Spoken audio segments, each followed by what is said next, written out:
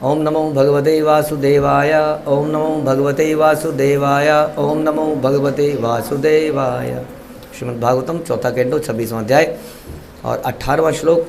पुरंजन अपनी पत्नी को ढूंढ रहा था और सर्वेंट्स ने बताया कि पुरंजनी कोप भवन में है और बड़ी गुस्से में जमीन पे लेटी है, जैसे केकई एक ज़माने पे लेटी थी। अब नारद जी बता रहे हैं, पुरंजन स्वमहिषम महिषिम निरीक्षयावधुतां भुवि तत्संगो न मथि ज्ञानो वैकल्व्यम परमम ययो। हे राजा प्राचीन बरही, जैसे ही राजा पुरंजन ने अपनी रानी को अवधूत की भांति पृथ्वी पर लेटे देखा तो तुरंत मोहग्रस्त हो गया। मतलब क्या हो गया? उसके हृदय में करुणा आ गई। हाँ, जैसे बच्चा जब जमीन पर लेटता है तो माँ फिर हुआ, अरे अब तो करना पड़ेगा, तो लेट गया। इसलिए बच्चे भी जानते हैं, वो लेट ही जाते हैं। तो अवधूत कौन होता है? अवधूत जिसका कोई आगे ना पीछे, लाइक अ बैगर, बेवकूफ़ या पागल, लोग समझते हैं ऐसा उसको। हाँ, जैसे नित्यानंद प्रभु क्या कहते हैं? अवधूत, ही वॉज अवधूत।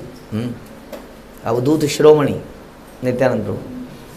उनका कोई आगे पीछे कुछ नहीं है, कोई हिसाब किताब नहीं है, कहाँ बैठना है, कहाँ उठना है, कैसे खाना है, कैसे पीना है, क्या पहनना है, क्या नहीं पहनना है, no knowledge, no preference, no choice, जो हम चर्चा कर रहे थे। तो ऐसी रानी लेटी थी। जमीन पे कोई लेटता है क्या? जमीन पे लेट गई हो रानी। महल है, पलंग है, दासियाँ हैं, और वो सब कुछ छोड़ के, ज्वेलरी वगैरह छोड़ के ज़मीन पर लेटी है। ये देख कर उसको लगा हो, इसका मतलब बहुत कोई बड़ा भारी सदमा लगा है। आप लोग ज़मीन पर लेटे हो कभी? आप देखना, अगर आपकी कमर में दर्द हो रहा हो, कुछ हो रहा हो, तो उस दिन अगर थोड़ी देर के लिए पलंग में ना लेट के आप फर्श में लेट जाना थोड़ी देर, आपको बड़ा अच्छा महसूस होगा। फर्श में लेट के आप थोड़ा सा अगर पैरों की इधर उधर भी कर लोगे तो बड़ा अच्छा लगेगा। तो हम लोगों को कोई ज़मीन पर लेटे देखे क्या कहेगा? क्या कहेगा? रेस्ट कर रहा है, बिल्कुल सही है, परफेक्ट है।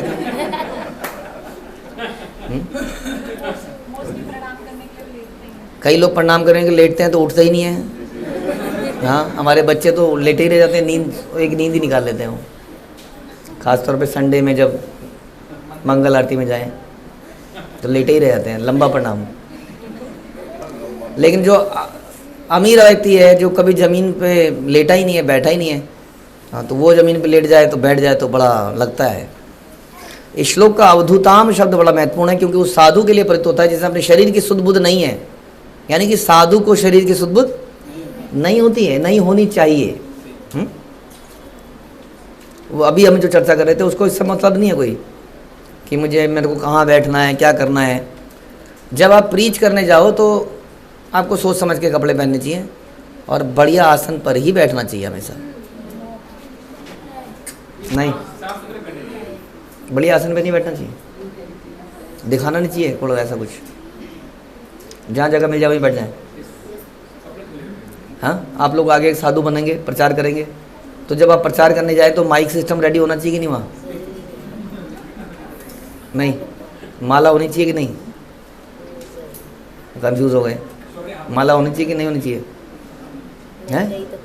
नहीं होनी चाहिए, यानी कि आएगी तो आप पहनोगे नहीं? पहन लेंगे तो होनी चाहिए ना। फिर ज़रूरी नहीं है, आप कह रहे हैं ज़रूरी नहीं है। तो चैतन्य महाप्रभु जब प्रकाशानंद सरस्वती के हॉल में गए तो वहाँ पर वो नीचे ही बैठ गए और ऐसी जगह बैठे जहाँ लोग पैर धोते थे, कीचड़ सा होता उस जगह पर, तो वहाँ जाके नीचे बैठ गए। उन्होंने उनको उठा के ऊपर करा, ये आइए, नीचे क्यों बैठ रहे हैं आप? तो ये शोड एन एग्जाम्पल कि आर्टिफिशियली ज़्यादा शोशाबाजी दिखाने की ज़रूरत नहीं है। जैसी जगह मिले, जैसी परिस्थिति मिले, वहीं पर बैठ के। मुझे याद है, हम बहुत साल पहले हमारे एक जगह पर हम लोग एक जगह पर क्लास ले रहे थे। ऐसा तो खैर कई बार हुआ। उस जगह का मुझे याद है, पता नहीं जितनी जगह ये है इतना ही कमरा था वो ऊपर वाला, बस उसमें सब बैठे। उसमें एक था पलंग, या पलंग नहीं था, वो इतनी ऊंची सी जगह थी, इतनी ऊंची जगह, मतलब जैसे वो पुराने ज़माने में लोहे के संदूक होते थे, उस पर बैठा दिया, उस पर बैठा दिया गया। और बाद में पता चला कि वो एक ब्यूटी पार्लर था और ब्यूटी पार्लर को उसने सत्संग के लिए भी यूज़ करती थी वो माता जी। तो उसमें वैसे ही कुछ था, उस रखने की जगह होगी, तो उसी पर उसने चादर बिछा दिया। हाँ, और उसी के ऊपर बैठा दिया, आसमान से मैं कुछ संदूक से मैं बैठा दिया। और लोग किसी तरह से खचड़ खचड़ करके बैठ गए वहाँ। तो साधु को ऐसा होना चाहिए, उसे कोई सुध बुध नहीं है शरीर की। चूंकि रानी बिना बिस्तर के अस्त व्यस्त जमीन पर लेटी थी, इसलिए राजा पुरंजन अत्यधिक दुखी हुआ। दूसरे शब्दों में उसे इसका पश्चाताप कि उसने अपनी बुद्धि की उपेक्षा की है। रानी को बुद्धि बोला गया था इस पूरे प्रसंग में। स्वयं जंगल जाकर पशुवध में व्यस्त रहा। अब उसको रियलाइज हो रहा है कि शायद उससे कुछ गड़बड़ हुई है। वो इतने देर जो बाहर रहा और अपनी पत्नी को उसने इग्नोर कर दिया, उसका नतीजा ये है कि अब वो इतनी दुखी हो गई है। वास्तव में किसी रोते हुए को हंसा दो तो जीवन की सबसे बड़ा परोपकार है। आदमी को जीना ही इसके लिए चाहिए कि रास्ते में कोई जैसे कोई शेर व शायरी भी है, कुछ क्या है पता है, किसी को याद है? कोई रोता हुआ मिले तो उसको हंसा दो, समथिंग कुछ तो है कि नहीं? सही बात है कि नहीं? कैसे इंसान हो आप लोग, हैं? सही बात नहीं है? इस पे बोला जा रहा, अच्छा यहाँ से शायद बोला होगा कि सही बात है। हरि हरि विफले जन्म गुआइनु, मनुष्य जन्म पाइया, राधा कृष्ण ना भजिया, जानिया बुझिया विष पाइया। वो कह रहे हैं कि अगर आपने राधा कृष्ण का भजन नहीं किया तो आपका जीवन बेकार है वास्तव में। हाँ, रोते हुए को आप हंसा नहीं पाओगे, उसके नसीब में ही रोना लिखा है, क्योंकि दुखालयम शाश्वतम, आया ही ऐसी जगह पर है। रोएगा नहीं तो क्या करेगा? सच में ही किसी को चुप कराना चाहते हो तो उसको यहाँ से पैक करके वापस भेजो पहले तो, कि तू यहाँ कर क्या रहा है, क्या कर रहे हो जी यहाँ पर, बताओ कर क्या रहे हो यहाँ पर? कोई तो बताए क्या कर रहे हैं यहाँ पर? बोलो जी क्या कर रहे हैं यहाँ? हैं? जीवन सुधार रहे हैं कह रही हैं। हाँ जी, क्या कर रहे हैं आप यहाँ पे? आए क्यों? वहां जाने के लिए प्रयास कर रहे हो, पैकिंग कर रहे हैं। तो इज प्रैक्टिसिंग, क्योंकि अब आ गए हैं, क्या करें, हमने कुछ कर दिया होगा ऐसा क्या आ गए यहाँ पर, तो जाने की प्रैक्टिस करनी है यहाँ से। समझ में आया? अगर आप ऐसा नहीं करते तो जानिया बुझिया विष खाएंगे। रोते हुए को वो काम नहीं है, वो इतना टॉप नहीं है, वो अपने आप ही रोना बंद हो जाएगा। कृष्ण भक्त ना बनकर मनुष्य जानबूझकर भौतिक जीवन का विषपान करता है। सारांश है कि वह अपनी सती साध्वी पत्नी के अभाव में, या ये कहें कि जब वह अपनी बुद्धि खो देता है तो कृष्ण भक्ति नहीं कर सकता, उसको कुछ अच्छा नहीं लगता है। शांतवयन लक्षणया वाचा हृदय न विदूयता प्रियस्या स्नेहसरम भलंगमात्मनि नाभ्यगात। दुखित हृदय से राजा ने अपनी पत्नी से अत्यंत मीठे शब्द कहे। दुखी था उसके हृदय में और बड़ा मीठा से बोला। यद्यपि वह दुखी था और उसे प्रसन्न करने का प्रयास कर रहा था, किंतु उसने अपनी प्राण प्रिय पत्नी के हृदय में क्रोध का एक भी लक्षण नहीं देखा। बिल्कुल क्रोधी नहीं है, बट ऐसा लग रहा है लेकिन जीवन से होप खो चुकी है और बिल्कुल जा चुकी है, ऐसा उसको लगा। लेकिन उसने बड़े हृदय से, मैं बड़ा शांति से बड़े अच्छे वचन कहे। ये अच्छे वचन बोलना भी एक कला है, ये आनी चाहिए हमको। नहीं, अच्छे वचन ही नहीं बोलेंगे तो कैसे आप किसी को प्रीच करेंगे? तो अच्छे वचन बोलना बड़ा ज़रूरी है। समझ में आया? कई लोग कहते हैं जी हमसे नहीं होता ये सब, ये लाग लपेट और ये क्या कहते हैं मक्खनबाजी हमसे नहीं होती, चमचागिरी। Basically they are like crow, बस उन्हें बस यही करना आता है, इसलिए वो सीखना भी नहीं चाहते। अरे भैया सीख लो, नहीं आता तो क्या हो गया? अच्छे वचन बोलने में दिक्कत है कोई? बोलना ही चाहिए। सत्य क्या है? जो प्रिय लगे, भगवान बोलते हैं सत्य बोलो, लेकिन ऐसे बोलो कि वो मधुर भी ही लगे साथ में, कोशिश करो। अनलेस कि वो आपका शिष्य है या बच्चा है, जहाँ पर आप ताड़ना भी कर सकते हैं।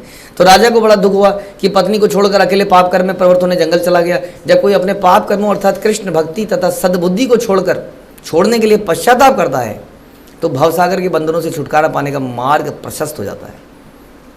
समझ में आया कि भगवान में वापस जाने का मार्ग कब हमारा सुदृढ़ होता है, स्ट्रांग होता है? जब हम पश्चाताप करते हैं। किस चीज़ का पश्चाताप करते हैं?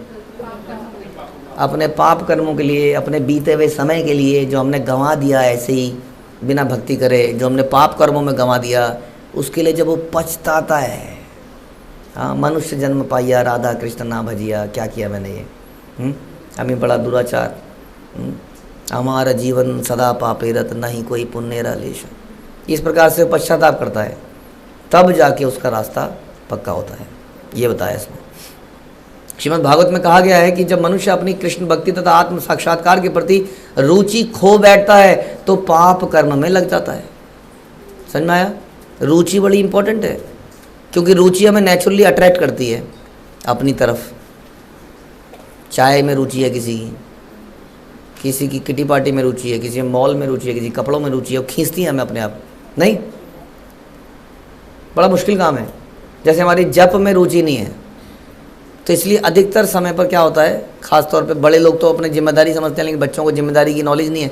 तो जब वो संरक्षण से जाते हैं तो सबसे पहले उनका जप ही छूटता है, क्योंकि जप में रुचि नहीं है। अगर रुचि आ जाए तो क्या होगा, किसी को फोर्स नहीं करना पड़ेगा। लेकिन रुचि से पहले क्या होता है, साधु संग श्रद्धा, साधु संग भजन क्रिया, अनर्थ निवृत्ति, तब जाके उसके अंदर थोड़ी निष्ठा और फिर रुचि आएगी। निष्ठा क्या होता है मालूम है आपको? निष्ठा इज योर कंसिस्टेंसी। कंसिस्टेंसी से रुचि आती है। हमारे हृदय में रुचि क्यों नहीं पैदा हो रही है? क्योंकि हमारा जप कंसिस्टेंस नहीं है। हमारा कभी 7:30 पे हो रहा है, कभी 6 मिनट पे हो रहा है। इसलिए स्टैंडर्ड डेविएशन, आपका एवरेज टाइम, और एवरेज टाइम से आप 20 सेकेंड इधर और 20 सेकेंड इधर।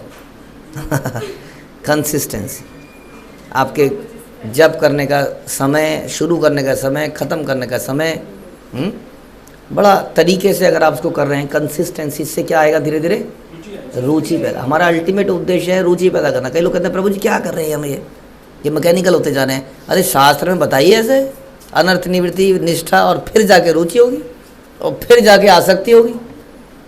तो उसके लिए कंसिस्टेंसी तो लानी पड़ेगी भैया, कि नहीं लानी पड़ेगी? सेवाओं में, विचारों में, भाव में, उठने में, सोने में, हर चीज़ में कंसिस्टेंसी चाहिए, तब जाके रुचि आएगी। समझ में आया रुचि क्यों नहीं आ रही? सोने का कोई टाइम नहीं, उठने का भी कोई टाइम नहीं, इस प्रकार किसी चीज़ का कोई समय नहीं हमारे जीवन में, तो इसलिए रुचि पैदा नहीं हो रही है। तो ये बता रहे हैं कि जब मनुष्य अपनी कृष्ण भक्ति और आत्म साक्षात्कार के प्रति रुचि खो देता है तो क्या करेगा? फिर वो पाप करेगा। हमसे पाप होंगे, हमें पता भी नहीं चलेगा। और पाप से क्या होगा, चलिए बताइए जी? पाप से हमारे जीवन में दुख आएंगे। समझ में आया? दुख को हम सहन नहीं कर पाएंगे, उससे हमारी रुचि और ख़त्म हो जाएगी। उसके बाद हम क्या करेंगे? और जो आदमी मोटा होता है उसको क्या करना चाहिए? लेकिन वो क्या करता है? क्यों? डिप्रेशन की वजह से, स्ट्रेस की वजह से वो और खाता है, तो क्या होता है? और मोटा होता है। उसी तरीके से जो आदमी पाप करता है उसकी भक्ति में और रुचि कम होती है, वो और पाप करता है। कृष्ण भक्ति से विहीन जीवन के सारे कार्य वृथा हैं। स्वाभाविक है कि जिसे कृष्ण भक्ति प्राप्त होती है वह मनुष्य जीवन में पूर्व पाप कर्मों के लिए पश्चाताप करे। लेकिन हमने तो कुछ करा ही नहीं है प्रभु जी, आप तो पैदा ही भक्तों के यहाँ पे हो मोस्टली। आपने क्या पाप किया? आप तो पैदा ही भक्तों के बीच में हुए, नहीं तो काहे के पूर्व जन्म के भक्तों के बीच में पैदा हुए ना, बचपन से ही हरे कृष्णा कर रहे हैं। हमने तो किए पाप अपने जीवन में, हम तो जुड़े बाद में जाके। आपने भी किए हैं, वरना अभी तक कहाँ होते? कहाँ होते? भगवान के धाम में होते इस वक्त। कहाँ पर हो? यहाँ पर हो, दुखालय में शाश्वत की जगह पर हो। इसलिए हम सब ने ही पाप किए हैं, इसलिए हम सबको क्या करना चाहिए? पश्चाताप करना चाहिए, प्रायश्चित करना चाहिए। इसी विधि से अविद्या के चंगुल से छुटकारा पाया जा सकता है। जब तक हम लोग डिस्गस्टेड नहीं होंगे अपने मैटीरियल एग्जिस्टेंस से, तब तक उस जगह में जाने की रुचि पैदा नहीं। ध्यान रखिए, many people are very happy, life is going very good, भक्ति चल रही है, सब लोग सेटल्ड हैं, समझ लीजिए अभी कोई समस्या है। इसका मतलब क्या पैदा होना चाहिए हमारे अंदर? अरुचि, हाँ, डिस्गस्ट पैदा होना चाहिए। This is not a good place, ये समझ में आना चाहिए। फिर भी वो अपनी ड्यूटी पूरी करता रहता है लाइक अ परफेक्ट पर्सन, लेकिन अंदर से उसको पता होता है this is not the place. जब तक उसके अंदर ये रुचि अरुचि नहीं पैदा हो रही है, तब तक उसको भगवान के प्रति भी रुचि भी पैदा नहीं हुई है, इसका मतलब। हाँ, तो ये हमारा एक सिम्टम है। One who is thinking that okay life is a wonderful place, खास तौर पे भक्ति करने के बाद एक तो वंडरफुल प्लेस बन गया, मज़ा आ रहा है, बस ध्यान रखिए round the corner there is a problem waiting for us, some mishappening, some accident, some problem हमेशा रहेगी लाइफ में। तो ये हमें समझ में आ जाना चाहिए, this is not the place. Although we are happy in whatever condition भगवान हमें रखें उसमें हम प्रसन्न हैं, बट फिर भी हमें क्लियर होना चाहिए this is not the place. तभी हम अविद्या के चंगुल से छुटकारा पा पाएंगे। तो इस प्रकार से एनीवे हमारे पुरंजन तो इस बात को नहीं समझ पा रहे हैं। इस वक्त तो उनको एक ही चिंता सताई जा रही है कि इस पत्नी को कैसे प्रसन्न करूं, ताकि मेरे जीवन में खुशी की बहार फिर से आए। लेकिन थोड़े समय में आपको समझ में आएगा कितनी सारी बहारें आएंगी, वो हम सुनेंगे। हरे कृष्णा। श्रील प्रभुपाद की जय। ग्रंथराज श्रीमद् भागवतम की जय।